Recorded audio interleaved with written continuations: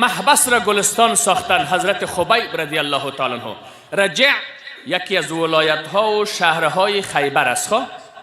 خیبر در مدینه طیبه خیلی مسیرش والله 700 کیلومتر را شاید دور باشه.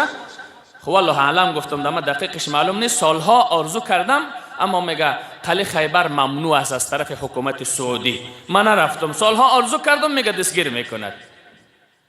به هر صورت یکی از ولایت های رجع اونجا جنگ و جهاد بود. حضرت خبیب را اونمونجا دشمن کافرها دستگیر کرد.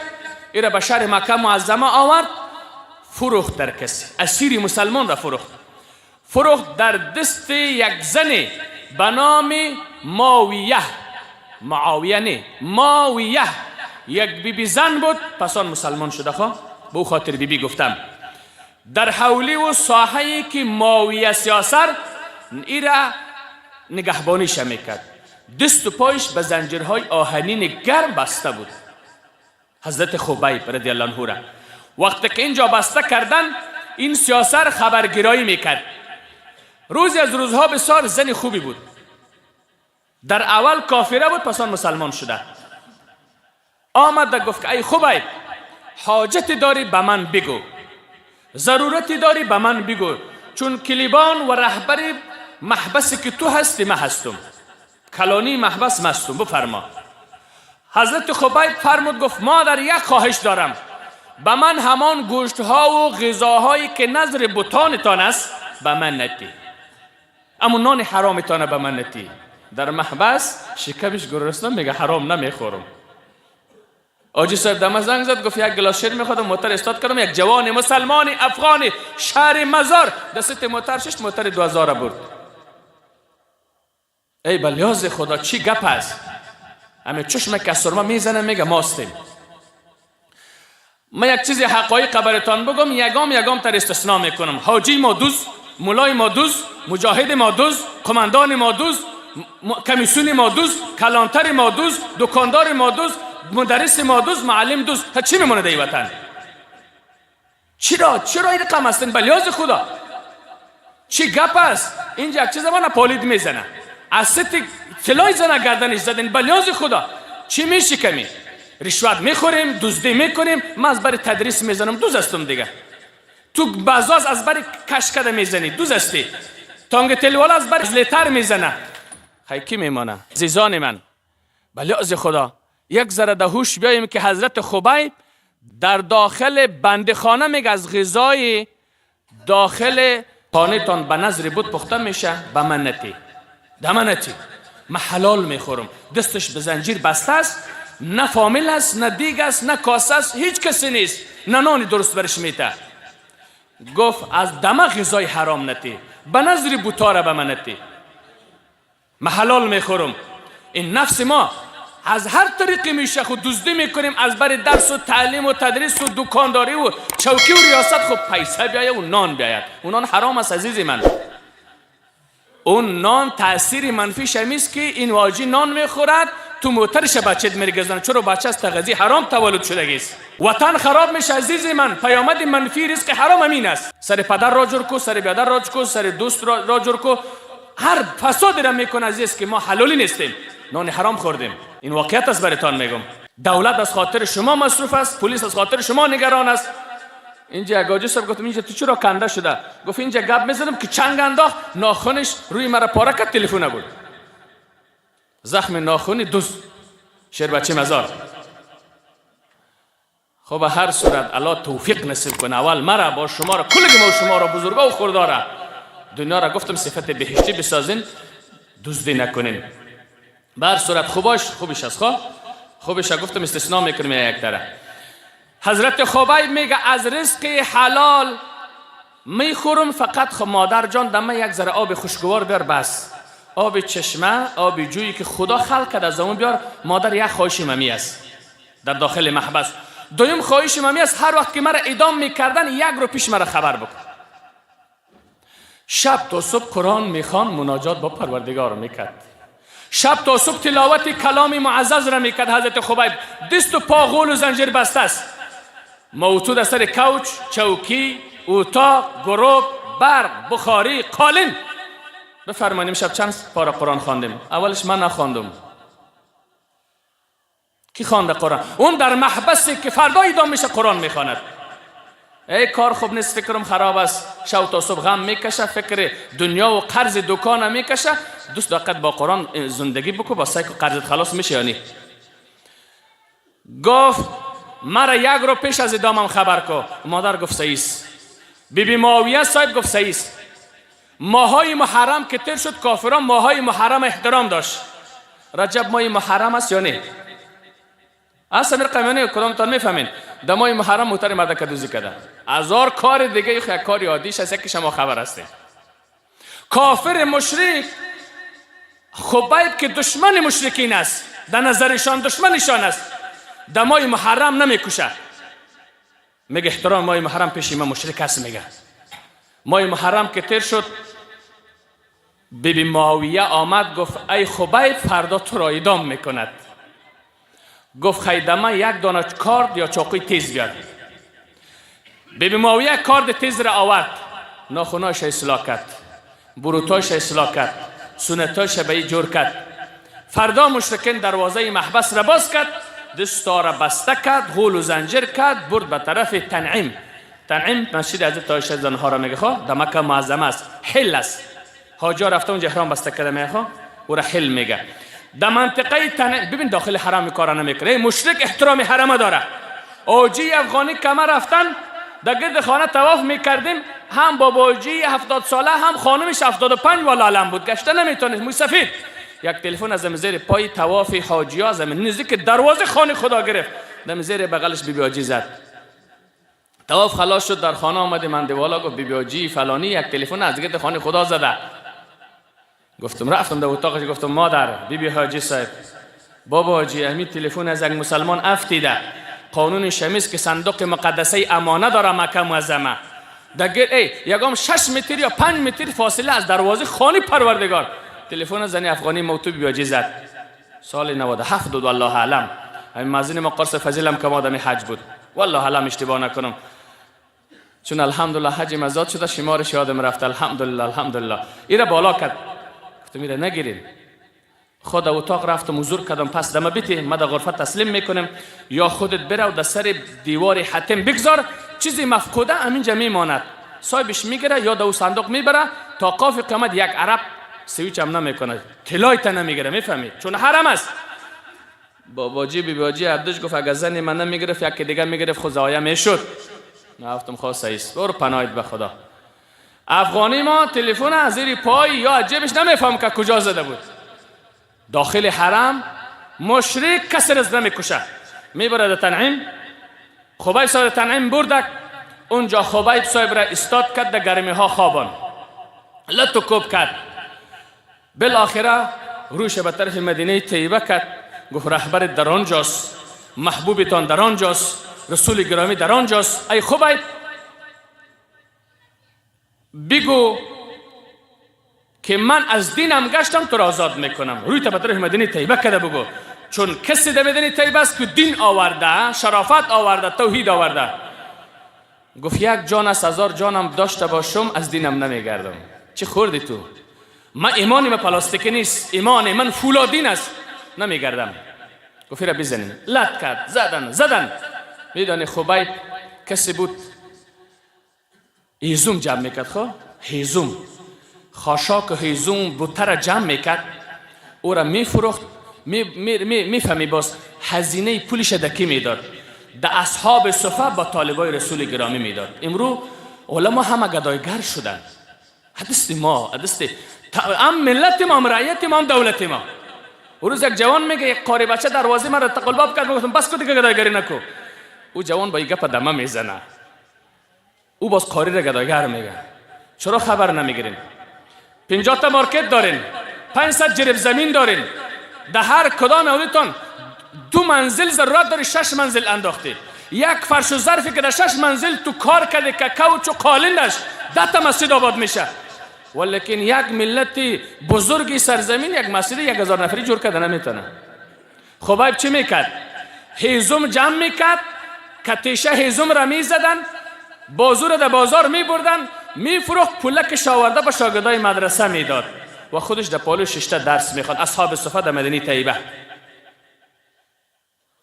خیلی مجبور است قاری بچه دروازه تو را در قلباب نکنه، خود درس میخوانه، گرسنه هست.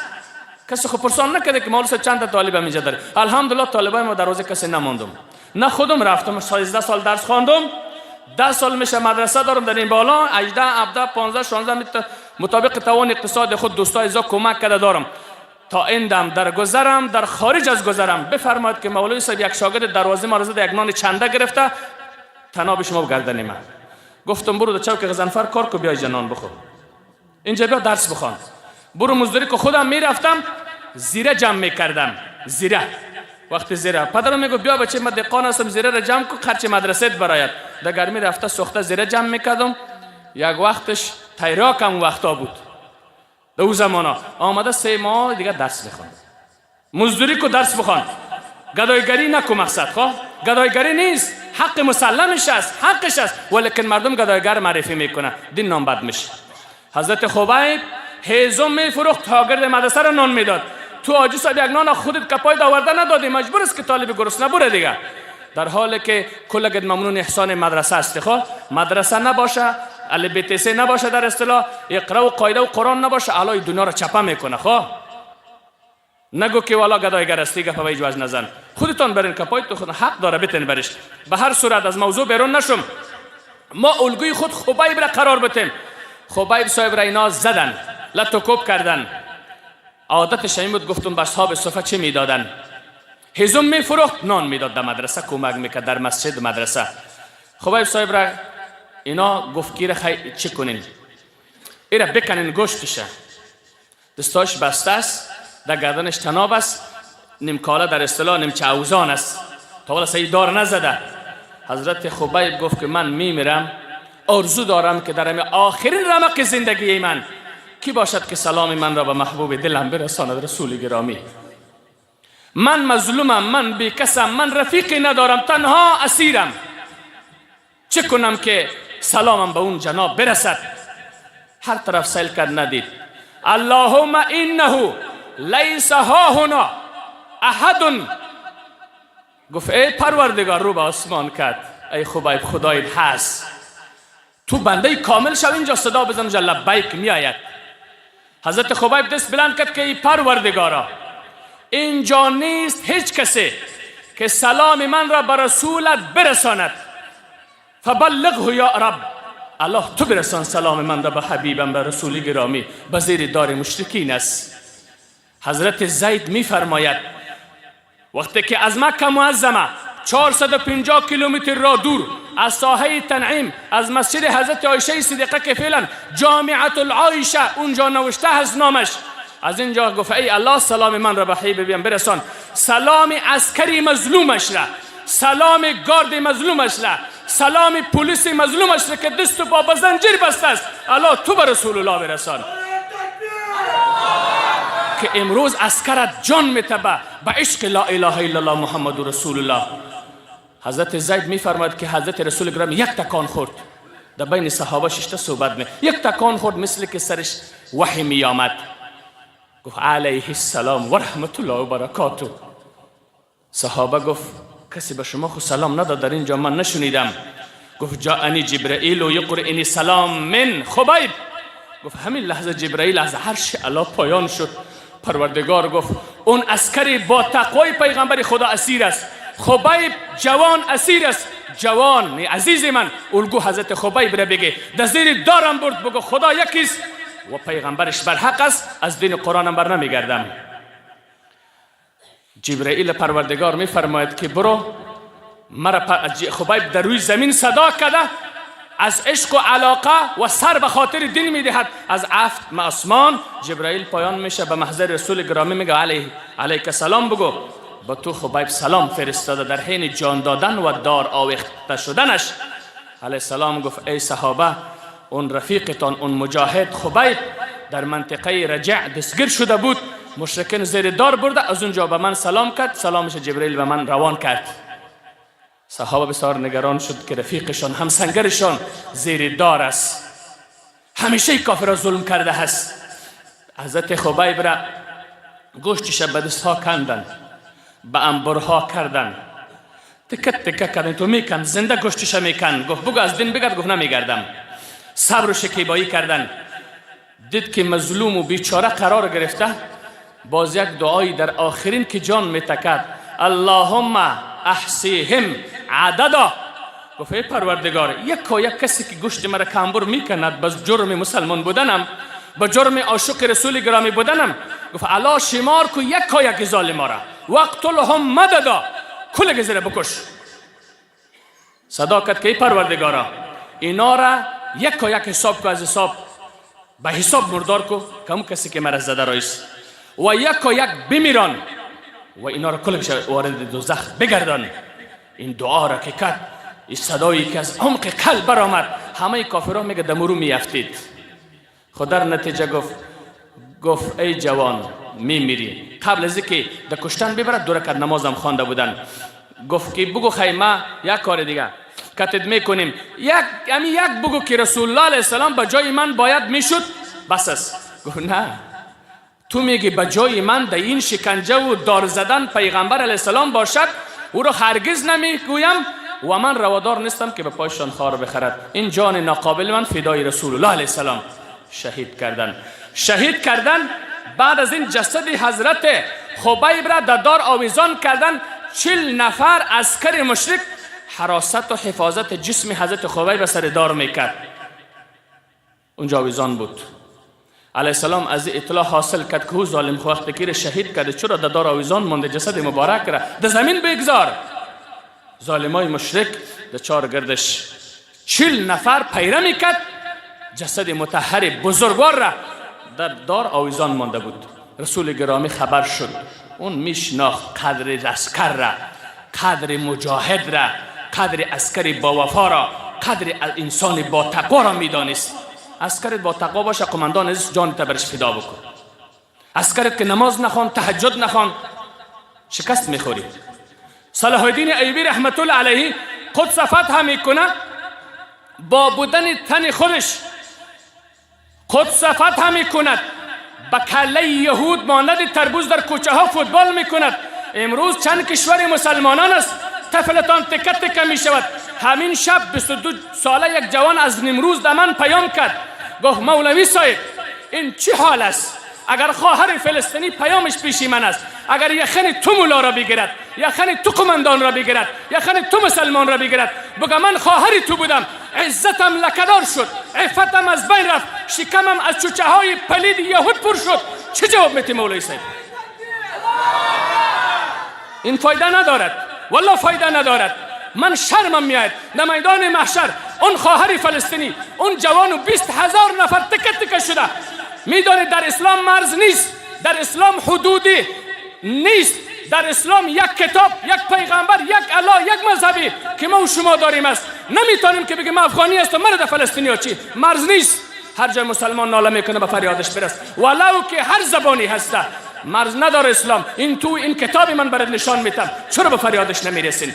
چرا شبها گران نمیکنین؟ چرا 2 رکعت نماز نمیخوانین؟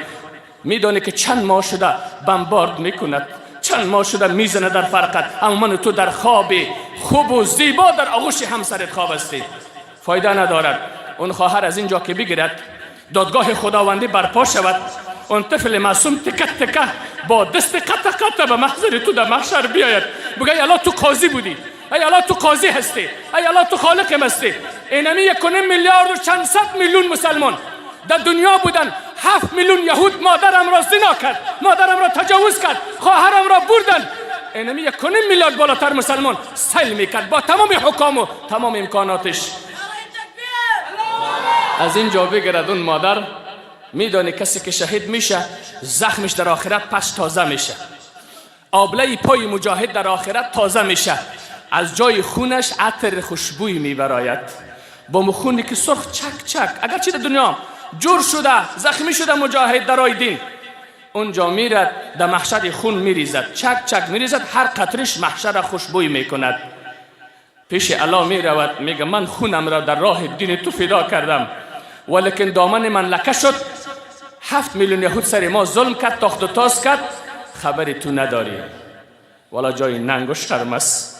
حضرت خبیب یک جان اندک خود را قربان فدای دین میکند. اما نمیخواهد در پای رهبر دین خار بخلد. حضرت خبیب را در اونجا اویزان میکند، 40 نفر پرستاری میکند که کسی جسد از زیر اینجا تا نکند از دار. رسول گرامی اطلاع حاصل میکند، میگه کی هست که جسد خبیب را از اونجا بگیرد و جنت نصیبش شود؟ کی است؟ جان فدا کی است؟ استشهادی کی است؟ حضرت زبیر ابن عوام. میگه مستم، رفیقم از قداد ابن اسود، علما شاید در حدیث خوانده باشه نامشه. زبیر ابن عوام و قداد ابن اسود، ما دو برادر خواند هستیم، جسدش میریم از مکه معظمه برید میارم. دنیا شرک دارد، دنیا کفر دارد، دنیا دشمن است و از کینه دشمنی جسد خبیب رم دار زده که نرس که در اونجا برود. ای دو جوان میره نمازدگر و قریب شام خود را در ساحه تنعیم میرساند که جسد مبارک 40 روز میشه در اونجا آویزان است. کرامت را ببین که تو سالم، در حالی که 45 الی 50 درجه گرمی داره سر زمین سعودی، سالم تازه خون شهید چک میچکد، اما این سیل میکند.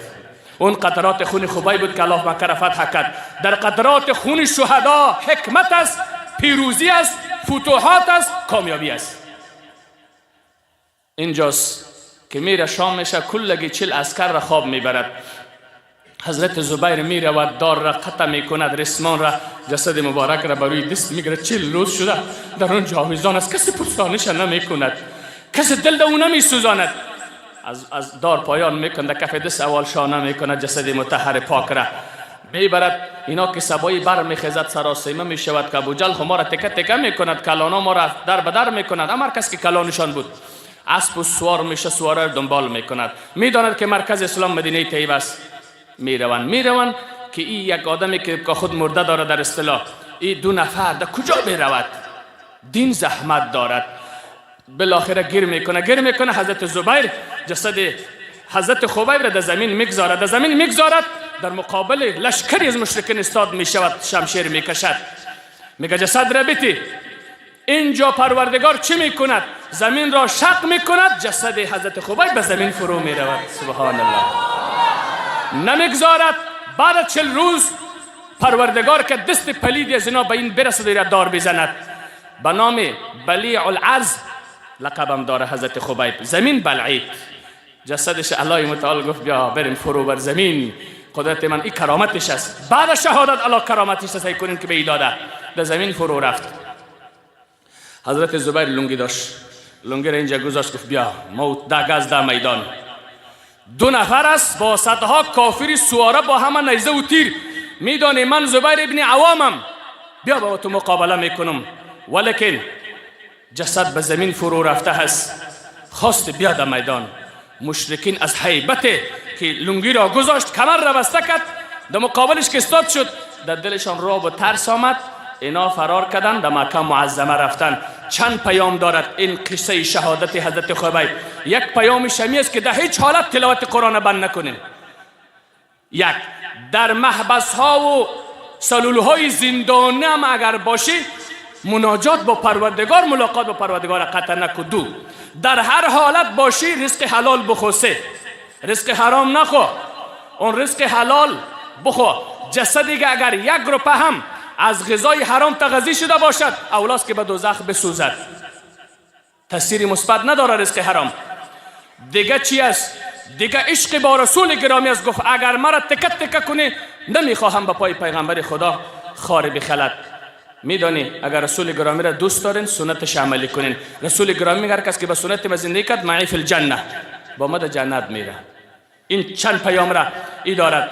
بالاخره در زمان که ایره شهید کردن، در زمین فرو رفت، جسدش پروردگار بود، مشرکین پشت راه رفت. این پیام ها را ای دارد. جوانان عزیز، از خبیب الگو باید گرفت. هر مشکل آمد صبر بکن، در هر حالت تلاوت قرآن بکن.